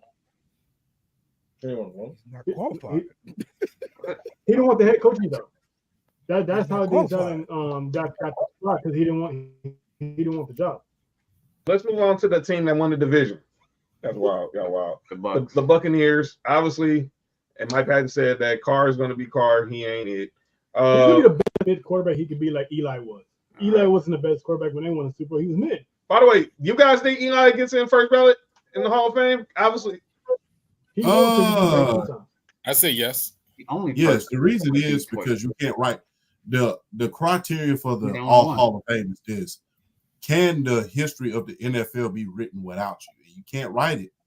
Unfortunately, without Eli Manning, he beat the greatest of all time twice in the Super Bowl. Whether people want to say it was a fluke, whether people want to say his stats were bad, guess what? Hey, you can't write the history of the NFL without Eli Manning at this point. So if you can't write the history without him, he belongs in the Hall of Fame. So guess what? First ballot, go ahead and put him in. Ain't no sense in wasting time. Do it expeditiously, in the great words of Joe Clark. I agree with what you're saying. I think it's a different reason, though. I think he gets in because he's friendly to the media and everybody likes him. Now, his play is good too. Because I believe he gets in because of his name. Yeah, exactly. He gonna get in that first ballot though, but it must be nice to be a Manny. If he gets in, if he gets in first ballot, it's gonna be because he beat Brady and his last name's Manning. Other than that, I see him as a ring of fire. I mean, the thing is this: there's been guys. There's been a guy who won 2 Super Bowls who's not in the Hall of Fame, and that guy's Jim Plunkett. So the thing is this: I mean, should he be in the Hall of Fame? Not necessarily, because the thing is, everybody knows that he was the reason, but not necessarily what Eli was. But the thing is, like I said, without Eli on that team, they don't beat New England. Arguably two of the greatest New England teams of all time. These were the team that was 17-0. Randy Moss, that was one of the greatest teams of all time that didn't win a Super Bowl. When you think about the second team that they beat with Aaron Hernandez, with Gronk, with those guys like that, I think Delamendola was on that team. Guess what? One of the greatest offenses of all time. Everybody thought it was going to win. It was going to be Brady's team. Matthew Delamendola. So, No, champ. Champ. He was Matthew Delamendola was on that. No. If you really look at that Patriots team, there was No. If you really look at that Patriots team, there was a lot of guys who was good within that system. If you look at anybody, they were good within that system. If you look at John Taylor, he was good within the 49ers system. If you look at Ed McCaffrey, he was good in that Denver Broncos system. So guess what? According to the system, he was great for that team during that time. So guess what? Hey, you got to get credit where credit is due. So you got to get credit where credit is due. If you're good for a team for their system, you're good for the team. Like I said, he go get in. I just don't think he should be first ballot. Okay. Hey, Nick, you my guy, dog. That's all I'm gonna say. You my guy. Eli. Ain't no way in fuck Eli should be in the Hall of Fame. Well, the thing is, like I said, you can't write the history of the NFL without Eli Manning.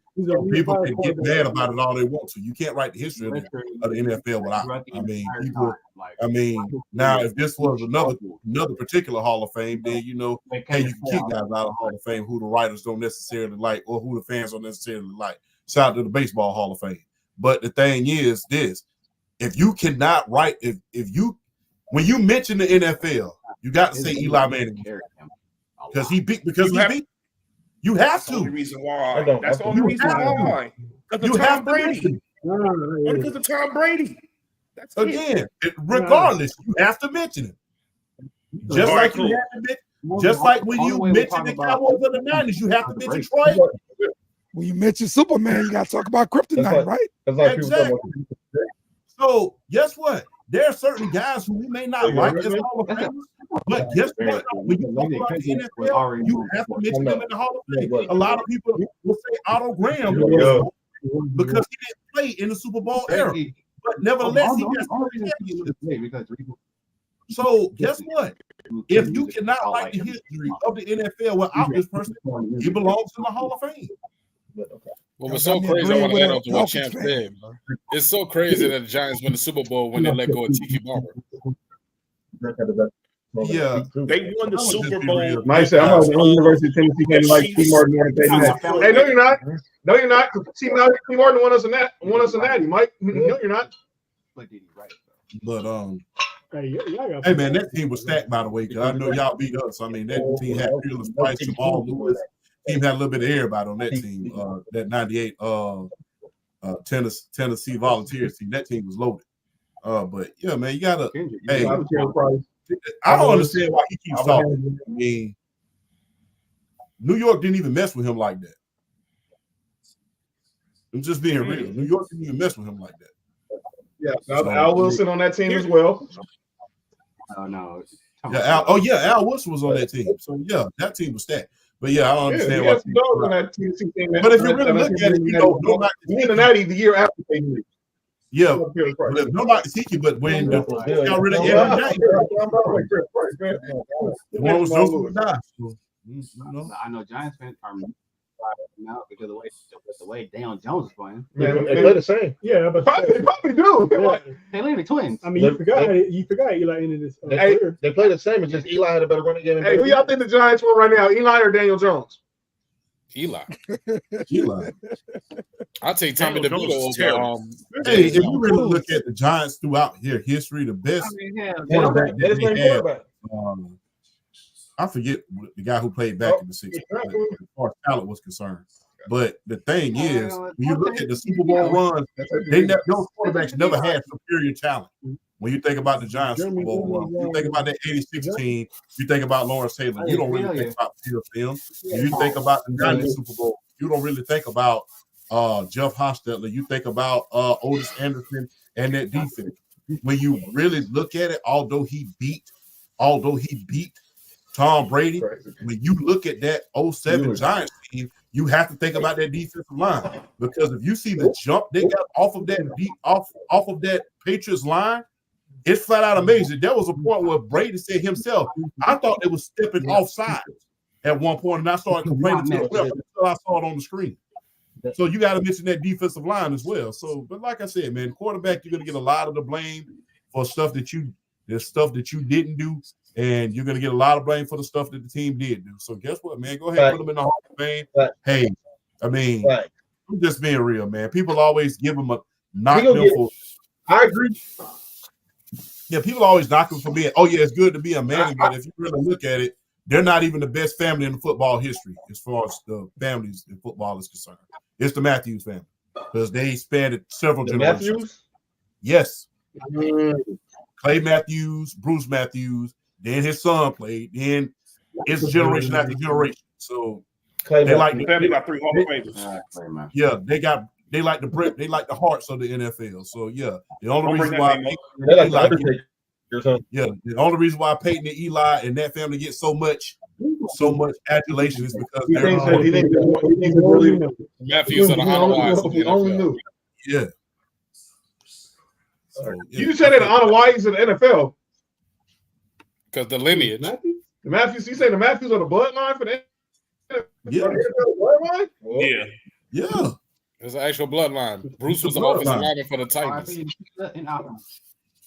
And, hey, out of each one of them, you ain't gonna get no less than 15 years. Out of each one of them, when you get a Matthews in the league. I got a couple. I got the blood on you. Damn, they actually blew it. Yeah, that's in trouble. But before we get out of the show, let's talk about the Saints, and then we're gonna get to calling out names. I mean the Buccaneers. Obviously, Dallas is gone now to coach Carolina. I don't know who their OC is now. But obviously, Baker Mayfield. Find that out. It's Liam Cohen. Baker Mayfield had obviously go there. Who? Liam Cohen. Liam Cohen. The Duke Liam Cohen? Yeah. Oh, the dude from Tampa. From Kentucky. Okay. So obviously Mike Williams is staying. They lost Devin White to the Eagles.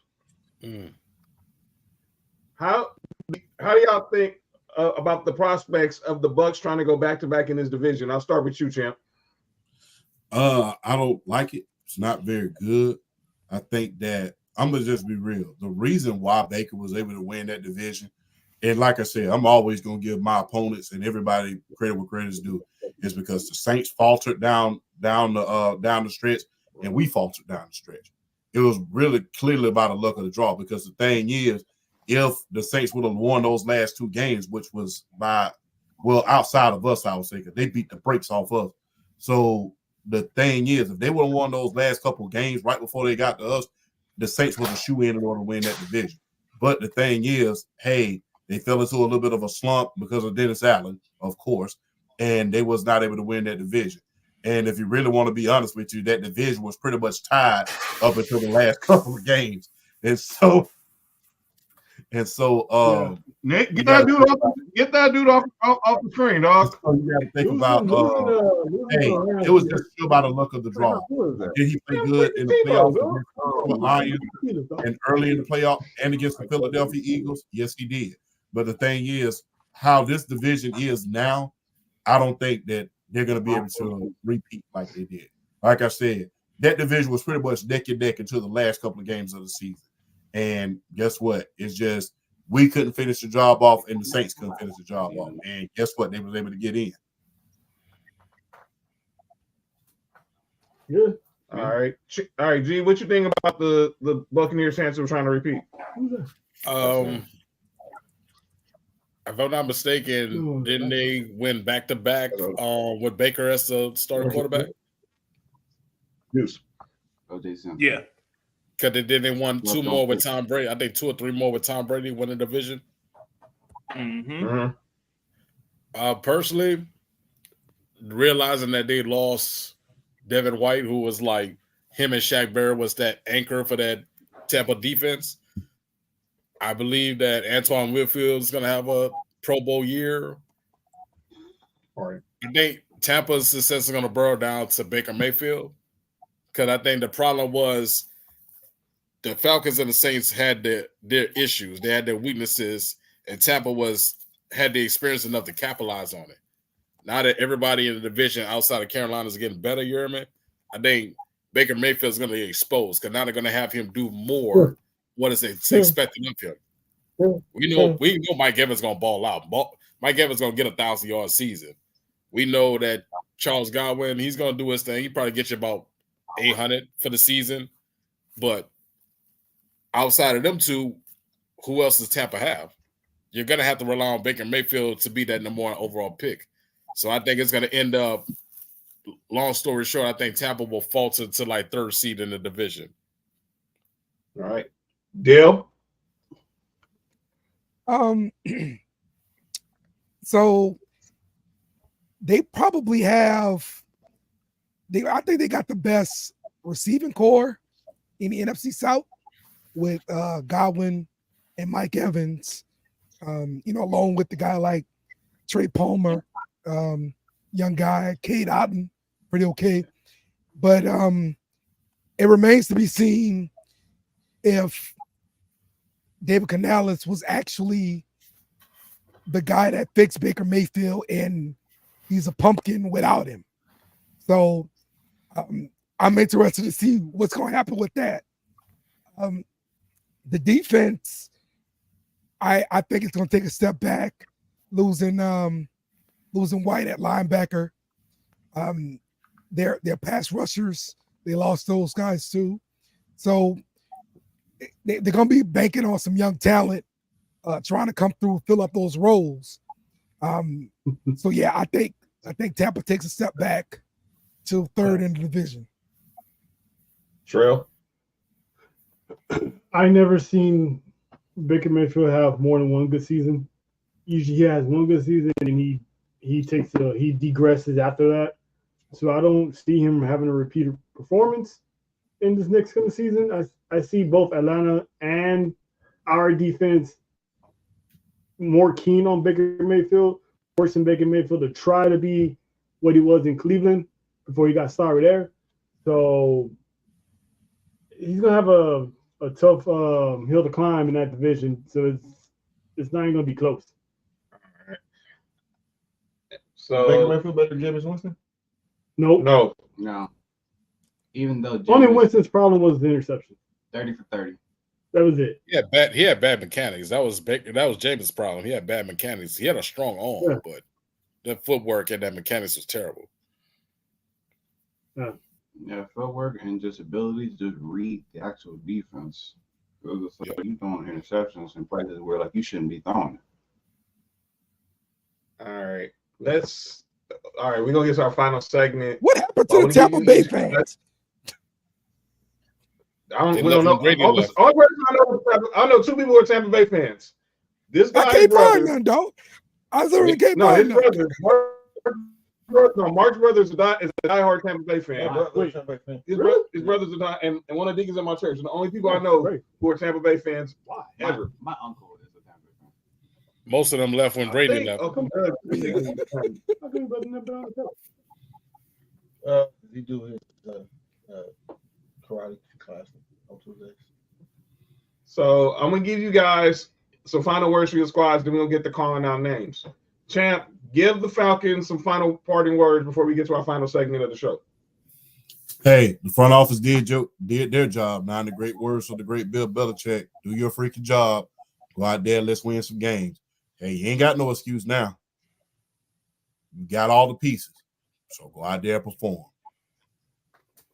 G, give some words to the Saints. Specifically for my Saints, I got to say this to Mickey Loomis. We know what you're doing. We know this is a pride move. You're making these personnel moves because you want to prove to Sean Payton that you're the reason we were successful under the Payton and Breeze era. Let's just progress down the road.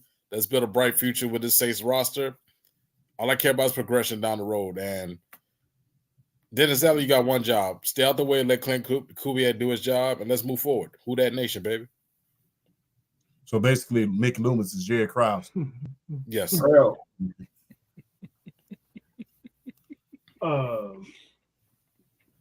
We just gotta be more consistent.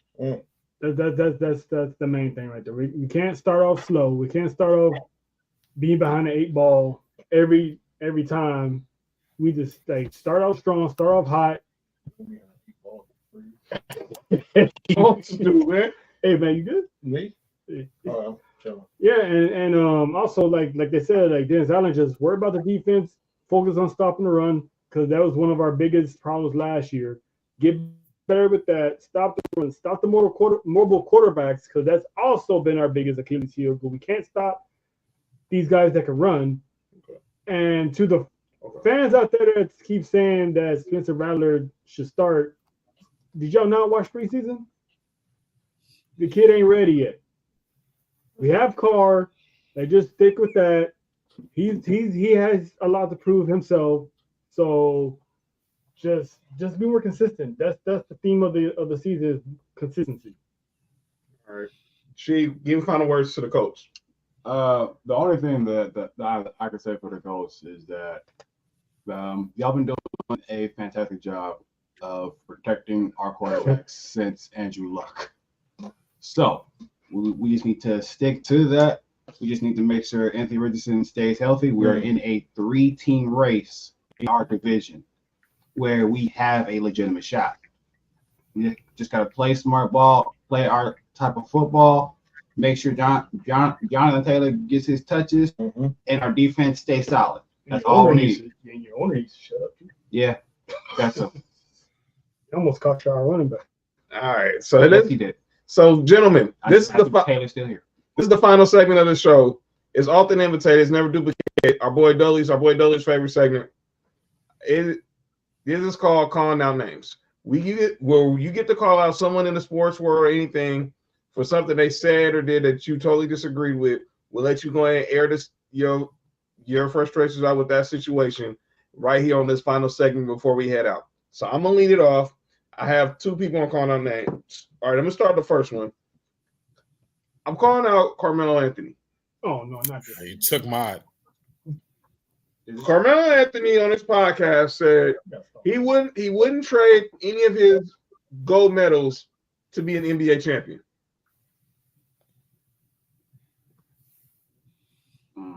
I think that's BS, dog. Come on, man. You can't. Man, love the country. What's wrong with this? Tell how he's thinking, man. Like, I don't buy that one bit. If he really cared about championship, he would have went to South Beach the first chance he got. That I agree. But but then don't say you didn't care about championships. I didn't think about this earlier when we were talking about it.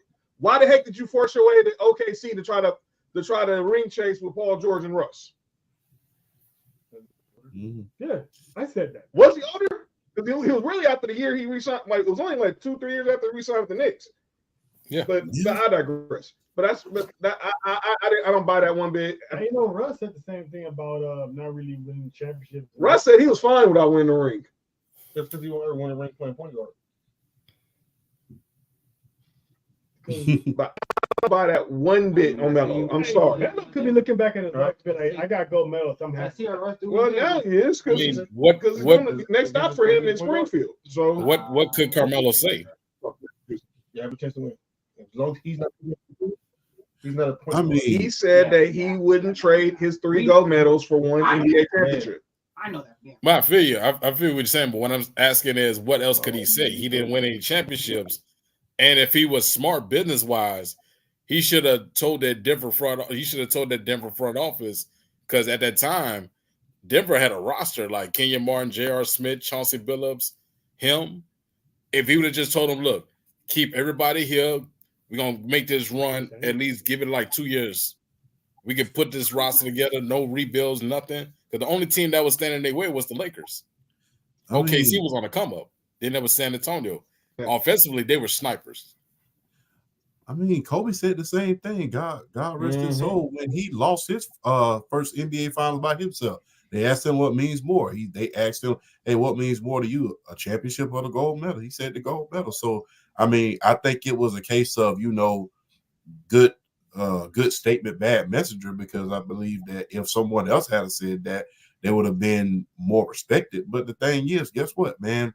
A lot of people hold that gold medal in high regard. Charles Barkley said the same thing when it came to his gold medal. Yes, I never won a championship, but that gold medal was my championship. So guess what? I mean, if Kobe can say that, if he doesn't have 3 championships already. Huh? Does Kobe say that if he doesn't have 3 championships already? I think he does. Redeem team was huge. For The Redeem team was country. huge. Yes. The Redeem team was Right, huge. And man. Barkley No, said the you same don't thing. buy it, Yeah, Barkley said the same thing, Mr. Watson. He said the same thing. I never won a championship, but this gold medal was my championship. Exactly. Defending your country. They gonna play overseas then. You can't do that, dog. You can't say that, man. Yeah, you know. Now, if you would have said something, now if you would have said something like the Ryder Cup or something like that, that would be crazy. Come on, man. Man, come Hell on. no, he doesn't say that. I We might don't be know that. upset about But the that if thing I'm a is- Denver fan or something like that, but otherwise, I'm not really Well, worried yeah, about plus it. they weren't winning no championship with George Karl anyway, so it really doesn't matter. I mean, you wasn't finna outcoach Phil Jackson in that conference or Greg Sam Popovich. Carmelo only won that because he didn't win a championship, right? But now we're hearing somebody who did win a championship say the same thing. I don't buy that Kobe. I think Kobe's full of it for saying it. Hey, man. John, because you don't believe it, don't mean nobody else. Man, That's the same shit. Man, I think that's full of it. Hey, Nick, come on. you hear what I said to call their names? Thank you, Sid. Whoa, yo, what's wrong with Nick? No, what the hell's wrong with Nick, dog? My man said face down, ass up. Any real Kobe fan knows he Hey, Nick, you did this on purpose, bro. You waited until I came on the air and did 40. What's wrong? Usually you save all the fun for What's wrong with Nick, Instagram. man? You waited until I got on the air and said, I'm going to get him today. I'm going to get you. The shenanigans. You're right. All right, my next call out name. We'll move on from this. I got to call out my peoples over at 17 John Ireland and corporate Greg Bergman. So today, The reality show? let me explain what happened today. So today they played the clip from when Oscar De La Hoya's appearance last week on Club Shay Shay. Oh, Shay Shay, Oscar De La Hoya is perfect. You know what I'm going. She knows where I'm going. Oh, God. So Oscar De, so he was asked about those infamous pictures. Oh, God. No, the pictures. I'm not even going there yet. When he was in Yeah, the yeah, those pictures. oh God. He was coked out. No, let me finish it. So Oscar De La Hoya said, "Okay, yeah, I'm glad." He said, and Shannon asked, "Why you just didn't deny it?" He was like, "Why? No purpose to deny it. I did it."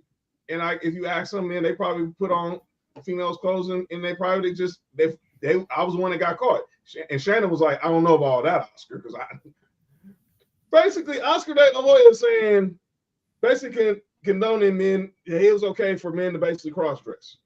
So then the question was brought up to my guys, to the great John Ireland, the voice of the Lakers, and my guy, corporate Greg Bergman. Wasn't he drugged? Yeah, he was on drugs. Yeah. So he basically asked if a woman, well, John Ireland has this thing for Kate Beckinsale. If Kate Beckinsale asked you to wear a dress, would you? He said yes. Greg Bergman, my guy, corporate Greg Bergman, said, if Margot Robbie asked you to wear a dress, would you say? He said yes. I don't care. There's no woman out there making me put on a dress, bro. Not even somebody. Never. Y'all know I like making good. Kimberly Martin, L. Duncan, ain't none of them making me put on a dress. I don't want to hear that crap. Kimberly Martin's bad. Never. What about the T formation?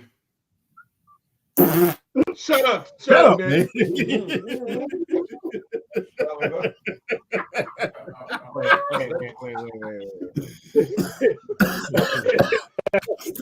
We don't claim Oscar. Yeah, Hey, what on the dress. would technically be a lowercase T? What'd you just say? Wait, what? Mind your business. All right, that's my call out names. But Hey, none of them ladies will make John get the information, but we know somebody. Never mind. no woman. First of all, Hey. chill. Go ahead, Mark. Who the hell? Not even Jill Scott. Hey, Jelly from Philly. Hey, what? almost said it. Nope. Get it. Jill Scott Yeah, got that's skills. fun. After dark. I don't know. We seen her on the microphone. I don't know. How about you seen our mic skills? We seen it. That's why we are. That's why we are. I mean, no, man. I don't know if I have anybody on call out names. I don't see. No, like I wouldn't. I don't give a damn how fine Kimberly Martin is. I'm not putting on no damn dress. I don't give a damn. If she got you put on a dress, then she don't really like you. Exactly. That's exactly what people were saying in the comments. If a woman respects you, she wouldn't ask you to do no stupid stuff like that. No. Or she like, Nope. okay, my bad. Yeah. I got a name to call out. Okay, let's go to She, then we'll go to Dill. I'm gonna call out the Threads app.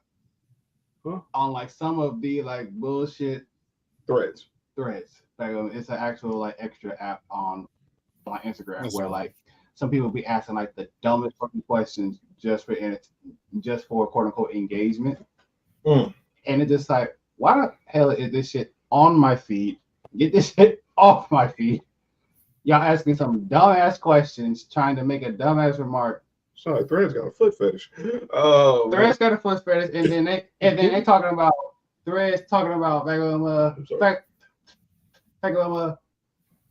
all the single men out there. Why aren't y'all going for the moms? The women that got kids. We deserve love too. Oh, wow. Go ahead. Go ahead, Nick. Then we go to Dale. Do I have anybody on calling our names? I don't think. Nick, you stupid. Well, what I do? All right. I don't think I have anybody on calling our names. Yeah, we ain't got nobody. I think I'm good this week. All right. Okay, go ahead, Dale. Okay. All right, I'm calling out. Trevor Penning. You did have a good week last week in the second preseason game, but we need you. I don't want you to be a bust. If you want me to stop playing a bust commercial on my show, I need you to show up and play like a first round pick, please. Trevor Penning. All right. G, you got somebody for calling out names? I'm gonna bust on show. Yo, you stupid. I know you took the Carmelo one, so I'm gonna do two. One of them, I'm gonna call out Dennis Schroeder because he had a Twitter response. I think he was talking about, he had an interview after the Olympics, and he was talking about like how the international players or how the European game is more high IQ and fundamentally sound. And KD responded by saying, you know, what you think Team USA did? We had high IQ basketball and we were entertaining. So Dennis Schroeder got in his feelings and said, you know, that was a weak comment that you did. You never know what somebody going through, this, that, and the third. And I read that. I was like, dude, you started it. He finished it. You can't get mad what somebody said. You perceive that the European game is more fundamentally sound, but yet Team USA showed you they can be just as articulate on the basketball court and they can be entertaining. The last two games that Team USA played proved that they were highly fundamentally sound. They had great scoring. They had team camaraderie despite bad coaching strategies. On top of the part that they had like box office players like Steph Curry. And to get mad at what KD said, that was kind of soft.